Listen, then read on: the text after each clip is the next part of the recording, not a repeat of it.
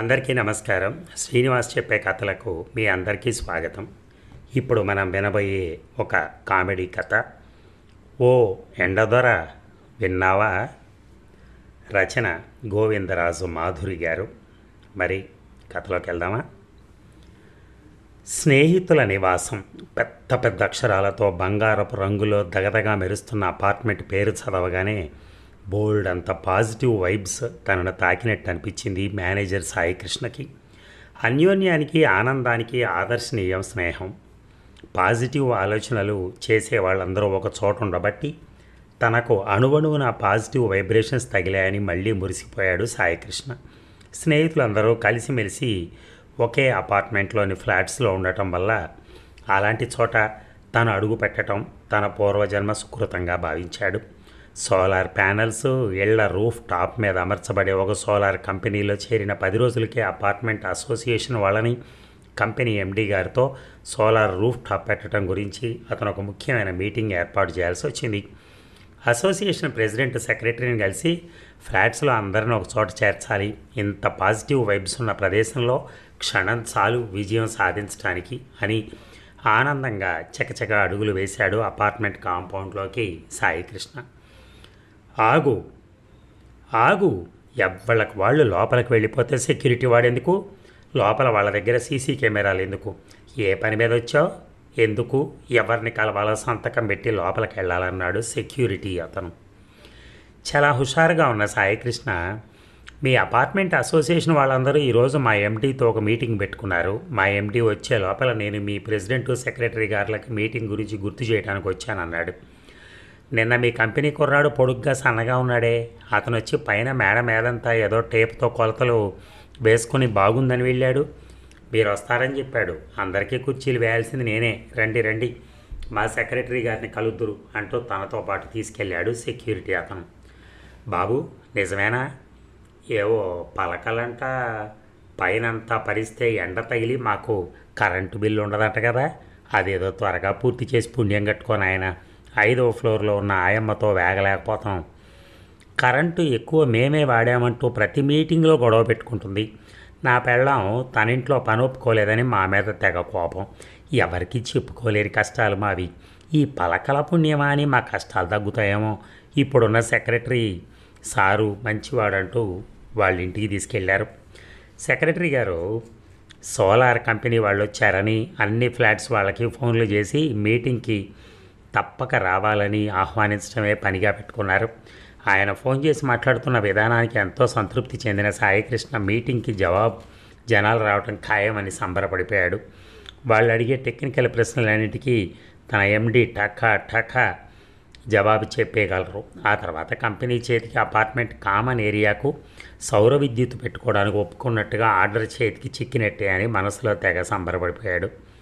సాయికృష్ణ మనసులో పడుతున్న సంబరాలు అంబరాలు అంటే సమయానికి గోడ గడియారంలో సమయం మాత్రం 5, 10, పావు గంట, అరగంట గడిచింది. ఉలిక్కిపడ్డాడు సాయికృష్ణ. తను ఊహించిన జనసంఖ్య ఎక్కడా అన్నట్టు సెక్రటరీ గారి వైపు చూశాడు. మీటింగ్లకు కొత్త అని గ్రహించిన సెక్రటరీ సాయికృష్ణ భుజం తట్టి, బాధపడకు చూడు, వడివడిగా అడుగులు వేసుకుంటూ వస్తున్నారు, వాళ్లే అసలైన న్యాయ నిర్ణేత. చిన్నగా సంఖ్య పెరగచ్చు, అందుకే మా ఇంట్లోనే కుర్చీలు వేయించాను. ఇంత త్వరగా మీ కంపెనీ ఎండీ గారిని రమ్మను అని సమయం వృధా అవ్వకూడదన్నట్టుగా హడావిడి చేశాడు. సార్ 20 ఫ్లాట్స్ ఉన్న ఇక్కడ పట్టుమని 10 మంది రాలేదు, ఎలాగండి అని కొంచెం నిరుత్సాహంగా చిన్న స్వరంతో అడిగాడు సాయికృష్ణ.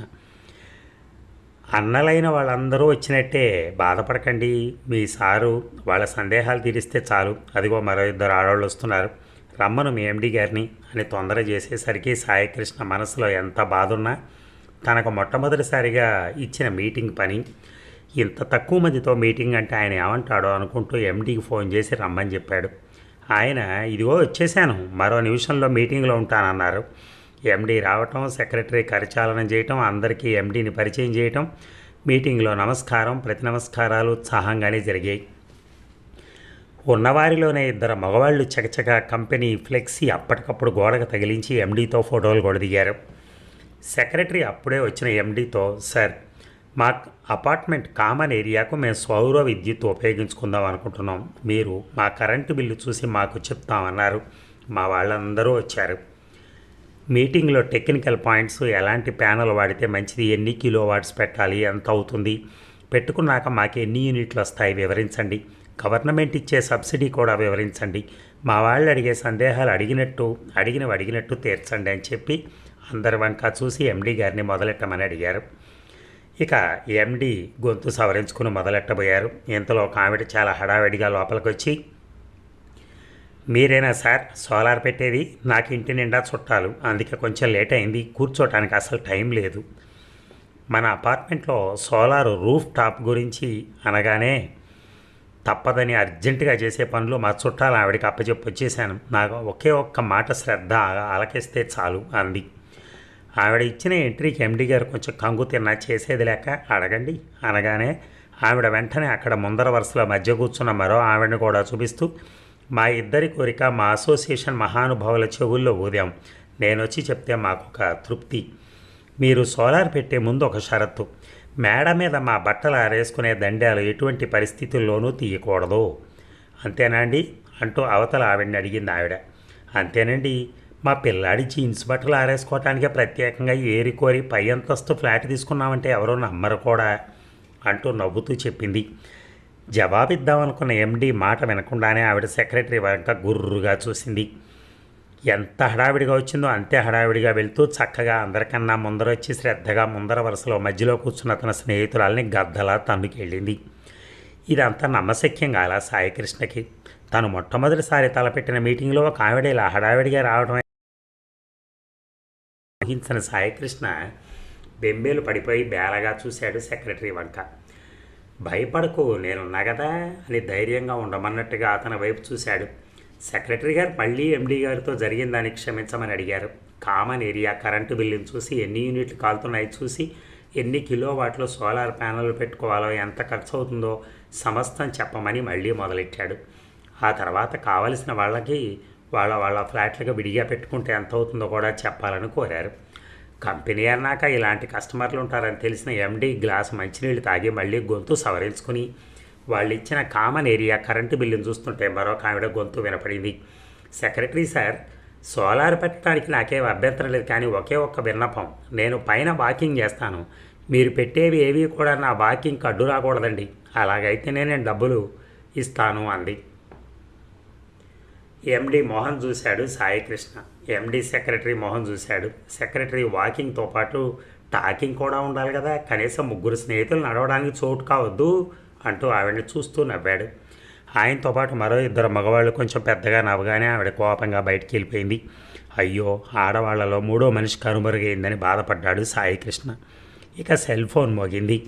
ఒక మధ్య వయస్కుడు ఫోన్ తీసి పెద్దగానే, ఒక్క నిమిషం వచ్చారు కంపెనీ పెద్ద ఆయన, బాగా చదువుకున్న ఆయనలాగే ఉన్నారు, ఎంతో ఓర్పుగా ఉన్నారో. మన వాళ్ళ బాధలు, బట్టలు ఆరేసుకోవటం, వాకింగ్ గురించి చెప్పారు. స్పీకర్ ఆన్ చేశాను, నేరుగా మీ సందేహాలు ఏమన్నా ఉంటే అడగండి అంటూ ఎండీ గారి వైపు ఫోన్ తిప్పి పెట్టాడు. ఇక అవతల ఆయన, నమస్కారం సార్, నా పేరు సుబ్రహ్మణ్యం, అందరూ మణ్యం అని పిలుస్తారు, నేను సెక్రటరీ గారికి ఫుల్ సపోర్ట్ ఇస్తానన్నాను. డబ్బుకి ఇబ్బంది లేదు, ఎలాగో సబ్సిడీ వస్తుందని తెలుసు, మీరు ఒక్కటి జాగ్రత్త తీసుకోవాలి. మా ప్రెసిడెంటు సెక్రటరీ వాళ్ళకి వాస్తు నమ్మకాలు తక్కువ, మీరు మాత్రం వాస్తు చూసి సోలార్ ప్యానెలన్నీ బిగించండి. చిన్న నట్టు కానీ బోల్టు కానీ వాస్తు ప్రకారం వాటి స్థానాల్లో ఉండాలండి. ఇది నా విన్నపం. ఇకపోతే నాకు వాస్తు ఎంత ముఖ్యమో మా ఆవిడకు వడియాలు అప్పడాలు వేసుకుని ఆరబెట్టుకోవటం అంతే ముఖ్యం. ఆరబెట్టుకునే స్థలం మాత్రం ఆవిడకు వదిలిపెడితే చాలండి. Phone disconnect. మహా ఇల్లాలు సెక్రటరీ గారి భార్య 50 ఏళ్ల వయసు ఉండొచ్చు. ఎంత అనుభవం సంపాదించిందో. హుటాహుటిన లోపలికి వెళ్ళి ఈసారి మంచిగా కూల్ డ్రింక్స్ తెచ్చి ఎండీ గారు ముందుంచింది. సాయికృష్ణకు మాత్రం చేతికిచ్చి చిన్నగా అతనితో, బాబు, అర్థం కాని తపనకి చల్లని పానీయం ఉపశమనం కలిగిస్తుంది అనుకుంటున్నాను అని చేతికి అందించింది. గొంతు కూడా పిప్పనీయకుండా గంటన్నర దాకా జరిగిన సంఘటనలన్నీ ఆయనకు నిరాశకు గురి చేసినట్టున్నాయి. ఆయన టక్కున లేచి సెక్రటరీ గారితో, మీ అపార్ట్మెంట్ వాళ్ళందరూ సౌర విద్యుత్ పెట్టుకోవాలనుకుంటే ముందర మీరందరూ ఒక నిర్ణయం తీసుకున్నాక ఫోన్ చేయండి అని లేచి నిలబడ్డాడు. అసోసియేషన్ వాళ్ళు కొంచెం ఇబ్బంది పడ్డా తేరుకుని, అదేమీ లేదండి, వచ్చేది ఎండాకాలం కానిద్దాం అన్నారు. ఆయన్ని గేటు దాకా దింపడానికి బయటకు అడుగులు వేశారు వాళ్ళు కూడా. సాయికృష్ణ కూడా ఎండీ గారి చేతిలోని కంపెనీ గురించి మాట్లాడటానికి తెచ్చుకున్న సౌర విద్యుత్ ఫైల్ని తీసుకుని బయటికి వాళ్లతో పాటు గుమ్మం దాటడానికి నిల్చున్నాడు. అదే సమయానికి ఒక జంట లోపలికి చాలా కంగారుగా అడుగు పెడుతూ గుమ్మం దగ్గర వెళ్ళని చూసి, సెక్రటరీ గారు, మీరు మమ్మల్ని క్షమించాలి, చాలా లేటుగా వచ్చాం, ట్రాఫిక్ జామ్ అయింది. ఏరి ఆ కంపెనీ సార్ గారు? ఒకే ఒక్క విషయం చెప్పి మా ఓటు సోలార్ పెట్టేయడానికి వేసేస్తామన్నారు. సెక్రటరీ గారు ఎండీని చూపారు. వేరే దిక్కు తోచక బయటికి వెళ్ళడానికి అడ్డుగానే నిలబడి మాట్లాడారు కాబట్టి ఎండీకి వేరే దిక్కు లేక చెప్పండి అయ్యాక పూర్తి టైం పాస్ మా ఫోకస్ అంతా టెర్రస్ గార్డెన్ మీదే పెట్టాం. చక్కగా మొక్కలు పెంచి చిన్నపిల్లలతో మాట్లాడినట్టు వాటితో మాట్లాడుకుంటూ రోజంతా గడుపుతాం మేమిద్దరం. కాబట్టి దయచేసి టెర్రస్ గార్డెన్ స్థలానికి ఎటువంటి ఇబ్బంది కలగకుండా చూసే బాధ్యత మీ కంపెనీదేనండి. పాప వాటికి ఎండ కావాలి అని ఆయాసపడుతూ చెప్పి, అన్నీ కరెక్ట్గా చెప్పానా, మర్చిపోయానా అని మళ్ళీ భార్య వంక చూశాడు. ఆ భార్యమణి చక్కగా నవ్వుతూ గార్డెన్ గురించి చెప్పారు, కానీ మరొకటి మర్చిపోయారు. అదే, వాళ్ళు సోలార్ ప్యానల్స్ క్లీన్ చేసేటప్పుడు కడిగిన నీళ్లు పైన నిలబడిపోయి మన ఫ్లాట్ గోడలు చెమ్మపట్టి పాడవకుండా చూడవలసిన బాధ్యత కంపెనీది అని ఒక స్టేట్మెంట్ ఇచ్చి ముగించింది. ముందర కొంచెం దారి వదిలితే మా దారి మేము చూసుకుంటాం అన్నారు సహనం కోల్పోయిన ఎండీ కాంపౌండ్ బయటకు వచ్చేటప్పుడు. స్నేహితుల నివాసం చూసేసరికి సాయికృష్ణ తను వచ్చేటప్పుడు ఎంత ఆనందపడ్డాడో గుర్తుకొచ్చి అక్కడ ఉన్న వాళ్లతో, మీ అందరూ స్నేహితులే కదా, అపార్ట్మెంట్ పేరుకు తగ్గట్టు మీరు అందరూ ఎన్నో ఏళ్లుగా కలిసిమెలిసి ఇక్కడ నివాసం ఉంటున్నారండి. తనకున్న చిన్న సందేహం వెలిబుచ్చాడు వాళ్లతో. భలేవాడివేనయ్యా, స్నేహితుల నివాసం ఇక్కడ ఏర్పరచుకున్న వాళ్ళలో కొంతమంది అద్దెకిచ్చి మరికొంతమంది అమ్ముకుని ఎప్పుడో వెళ్ళిపోయారన్నారు ఒకేసారి సెక్రటరీ. మరొక ఆయన నవ్వుతూ, అంతే, సాయికృష్ణ తన మొదటి మీటింగు ఎంత పాజిటివ్గా మొదలైందని అడుగుపెట్టిన ఈ కాంపౌండ్లో ఊహ కందని మీటింగ్. తన కళలు కన్నా పాజిటివ్ వైబ్స్ ఇలా నెగిటివ్ వైబ్స్గా మారుతాయి అనుకోలేదు. అందుకే అతను అందరినీ చూస్తూ అసహనంగా తారాస్థాయికి చేరిన కోపంతో పెద్ద గొంతుతో, తూరు పెట్టండి అడిగిన వెంటనే భయపడ్డ సెక్రటరీ చేయి తిప్పుతూ చూపాడు తూర్పు దిక్కు. సాయికృష్ణ అటు చూసి దండం పెడుతూ పెద్దగా, విన్నావా వీళ్ళ విన్నపాలు? బట్టలు ఉతికి ఆరేసిన, అప్పడాలు వడియాలు ఎండబెట్టిన, వాకింగ్ అడ్డు రాకుండా, నీళ్లకు గోడలు చెమ్మగిల్లకుండా, మిద్దె మీద తోటకి ఇబ్బంది లేకుండా వాస్తు ప్రకారం చూసుకుని మేము రూఫ్ టాప్ మీద సోలార్ ప్యానల్స్ పెట్టాలట. నాకేం తెలియదు అనుకుంటూ మర్యాద కూడా వాళ్ళకి వెళ్ళొస్తానని చెప్పకుండా నడుచుకుంటూ ఎండీ కార్ డోర్ తెరిచిపెట్టాడు ఆయన ఎక్కడానికి. సాయికృష్ణను కూడా కారు ఎక్కమన్నారు MD. Solar roof top order కోసం వాళ్ళు అడిగిన బాధ్యతలన్నీ తీసుకుంటూ పోతే మా ఎండీ గారి కంపెనీ టాప్ లేచిపోతుందేమో. ఈ ఎండ ద్వారా ఆయన పెట్టిన సోలార్ కంపెనీ 10 మంది కుటుంబాలకు నీడనిస్తోంది. అందరూ తొలకరి జల్లుకు ఎదురు చూస్తారు. మేం మాత్రం నువ్వెంత ఎండనిస్తే మాకు అన్ని విత్తులు సంపాదించుకుంటాం. ఈ ఎండ ద్వారా నీ కిరణాలే మాకు శ్రీరామరక్ష. మరో మంచి అపార్ట్మెంట్ చూపించి పుణ్యం కట్టుకో ఎండ ద్వారా. కోపం చల్లారని సాయికృష్ణ తనలో తను మాట్లాడుకున్నాడు. భయపడకు సాయికృష్ణ, కొత్తగా చేరావు, అనుభవాలే పాఠాలు నేర్పుతాయి. సోలార్ రూఫ్ టాప్ పెట్టించుకుంటే కరెంటు ఖర్చు తగ్గటం, ఎలా లాభం పొందుతారో సమస్త విషయాలు వాళ్ళకి అవగాహన తెప్పించవలసిన బాధ్యత మనది. రేపు వేరే చోట మీటింగ్ ఉంది కదా, జాగ్రత్తగా అందరికీ అర్థమయ్యేటట్టు చూసుకో అన్న ఎండీ పాజిటివ్ మాటలకు కోపం పోయి సంతోషం, అలాగే సార్ అని ఆనందపడ్డాడు. చూసారా, ఆ సోలార్ ప్యానర్లు పెట్టాలి, మనకు కరెంటు ఖర్చు తక్కువ అవుతుందని ఇంత ఆలోచించిన అసోసియేషన్ ఒక్కసారిగా సోలార్ ప్యానెల్ అన్నీ అలా మూసేస్తే మా అన్ని పనులన్నీ ఆగిపోతాయనే కాన్సెప్ట్లో మళ్ళీ రివర్స్ అవ్వటం మొదలెట్టారు. చూసారా అపార్ట్మెంట్లలో జీవితాలు ఎలా ఉంటాయి? ఎందుకంటే ఒకళ్ళకొకళ్ళకి పడదు. ప్రాబ్లం ఏంటంటే, ఒక అపార్ట్మెంట్ తలుపు మూసేసుకుంటారు ఎవరికాళ్ళ అపార్ట్మెంట్లో. పక్క ఇళ్ళు అయితే ఒకే పెంకుటింట్లో పక్కన 2 ఇళ్ళు వద్దేననుకోండి, ఇద్దరు కూర్చొని మాట్లాడుకుంటారు. లేడీస్ పెద్ద ప్రాబ్లం ఉండదు, జెంట్స్ కూడా మాట్లాడుకుంటారు. కానీ ఇలా అపార్ట్మెంట్స్లో ఉంటే ఏంటంటే, ఆ సంస్కృతి ఎవరికి వాళ్ళే మడిగట్టుకుని తలుపులు వేసుకుని ఇంట్లో కూర్చోవటమే, చేసేది ఏముండదు. సో ఆ రకమైన సంబంధాలు ఉండటం అనేది ఎవరికి వాళ్ళు యమునా తీరేలాగా ఉంటుంది. అప్పుడు ఏమవుతుంది, మీకు ఈ ఉన్న ఎవరికి కూడా ఒక సదభిప్రాయానికో లేకపోతే ఒక అభిప్రాయానికో రావటం అనేది జరగదు. Thank you.